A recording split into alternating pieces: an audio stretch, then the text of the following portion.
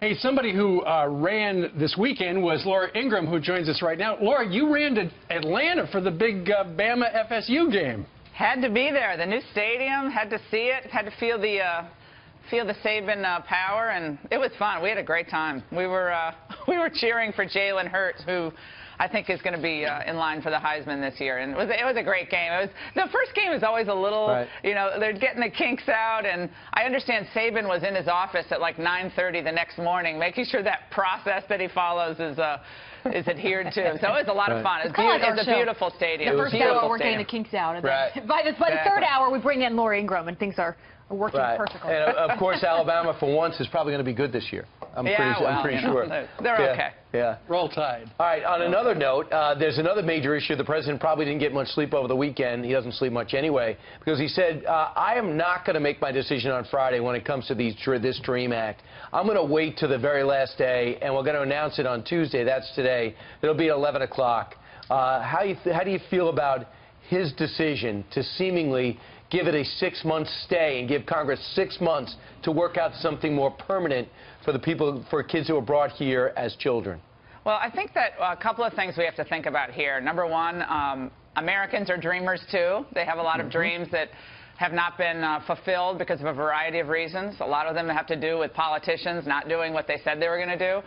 So American citizens, want a better life. They want their kids to be in schools that aren't overcrowded. They want health care that doesn't rise in its cost 20%, 18% a year. So that's number one. Number two, I think people have to understand what the deferred action for childhood arrivals is really all about. We're not talking about mass deportation of people if Donald Trump doesn't do what, kind of the middle or the left wants him to do on this. It's about giving work permits and federal benefits to people who are as advanced in their age as the age of 36. People think we're talking about like 10 and 11-year-old kids. The median age of dreamers is about 22, 23 years old. So those are things you have to take into account. Also, I think you can have up to 3 misdemeanors and still apply for this status. I think there are a lot of folks who listen to my show who turned out at these rallies for Donald Trump who really loved his America First message. And I think there's ways to be compassionate to people, short of giving them work permits and federal benefits, which is, I think, what Marco Rubio campaigned for, and Donald Trump and others, even Ted Cruz, really criticized Rubio for. So is Donald Trump moving closer to Rubio? That would be kind of shocking if you go back and look at some of the things that the president campaigned on. I also think, too, you make solid points as usual, but I also think that there's a lot of people I called my radio show, and they were saying, I would have to go. I'm in 11th grade, and my brother was born here. He's in 9th grade. So there's a lot of situations like that. And if you came here at 2, I would say that this is the only country you've really known, right? Well, I mean, all those things can be true, but we still are a nation of laws. And when we incentivize people who cross our borders illegally and then create a whole new level of chain migration, which people like Tom Cotton have discussed and others, then we do set up a situation where if you're just an American-born citizen, you're kind of sitting there going, okay, well, isn't the government supposed to be mostly focused on whether I'm going to be able to, pursue my dreams and pursue my happiness? So for every sob story, and there are many of them, and unfortunate ones you can pull out for illegal immigrants here, I can up you a sob story or a difficult circumstance from an American citizen, as Donald Trump called them during the campaign, the forgotten men and women. Those forgotten men and women who showed up were Hispanics, they were African Americans, they were people from all walks of life. And I would say to all these people, like, well, how are we going to rebuild Houston? Don't we have African Americans and poor white people and Hispanic people all over this country who are in middle America, who are in metropolitan areas, who could go get really important skills in the rebuild of Houston? I mean, can't we help those people? Right. I mean, they're here, they're Americans or have green cards.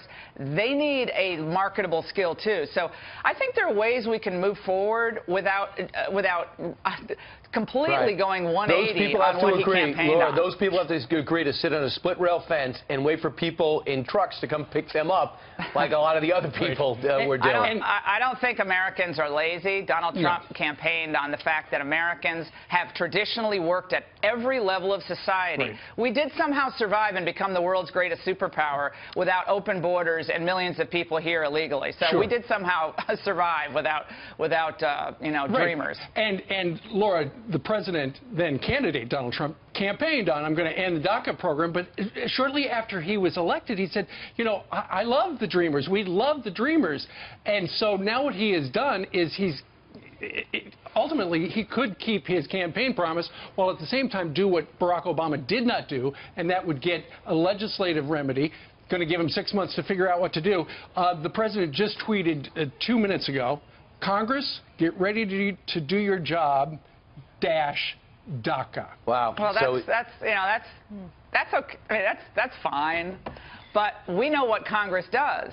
I mean, the president has unique authority here. Paul Ryan, Marco Rubio, Jeff Flake, Tom Tillis. None of these people could win their own state if they ran for president, and they didn't. And Rubio didn't win Florida. I mean, I like all these people personally. They did not have the nationalist, populist, great instincts that President Trump has. His instincts politically, when he ran for president, were frankly brilliant. He beat the Bushes, the Obamas, big business, the media. He beat them all, not by moving to the middle on all the issues that they say you're a mean person if you're not for the dreamers. You're a terrible, mean person. That's not what middle America said to Donald Trump. There are two sides of this, and we've hit on this morning. There's a legal side, Laura, but there's also the emotional side, and that is what former President Obama has been focused on. Actually, our producers pulled up sound back from 2011 talking about just exactly that, the role of Congress and the role of the commander-in-chief. Let's roll that tape. Yeah. With respect to the notion that I can just suspend deportations through executive order, that's just not the case, because there are laws on the books that Congress has passed. Congress passes the law. The executive branch's job is to enforce and implement those laws, and then the judiciary has to interpret the laws. There are enough laws on the books by Congress that are very clear in terms of how we have to enforce our immigration system, that for me to simply, through executive order, ignore those congressional mandates would not conform with my appropriate role as president. So he was saying he couldn't do what he did, and it's up to Congress, which is what President Trump is going to do. Yeah, well, that's true, but the executive order that he did sign, which was geared toward giving work permits to people who are here illegally, can be rescinded, and that status can be removed by the chief executive officer of the United States. There are a lot of people around Donald Trump right now who are urging him, if you don't do this, they're going to think you're lacking in compassion. Yeah. And I know he watches this show, and what I will say to him is, remember how you won the presidency. You won the presidency by defying all of these conventional wisdom mongers and the usual suspects who are doing the bidding of big business, Silicon Valley, and all these other interest groups like, La Raza and all the rest. You won by standing for the forgotten man of every background, of every creed, and of every religion. Those people need jobs. They need the government to do its job, which includes the rule of law. We don't rule by emotion.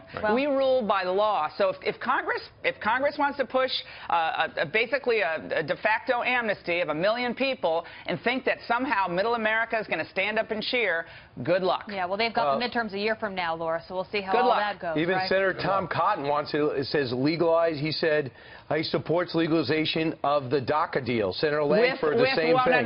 No. He says to do that if you do the RAISE Act, which limits legal immigration, and I would also add the Border Patrol agents, the wall, all of that. But just to kind of give it to Congress and say good luck, I mean, I don't think that would have been as popular in Ohio and Wisconsin and Pennsylvania on the campaign trail if that's what he was shouting from the podium during the campaign. I don't think people would have stood up and cheered. I think they wanted him to be the man that he campaigned on this issue. And I'm interested in hearing my radio listeners today. Right.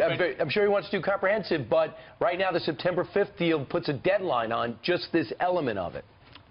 Remember who elected you. That's what I would say. Yeah, well, maybe he's putting them on notice, Congress. Maybe this is and one more thing, guys. I know we're out of time, but electorally, these million people, do the Republicans, Paul Ryan, think they're all going to turn out and, suddenly be, reading Adam Smith and, becoming Republicans? Okay.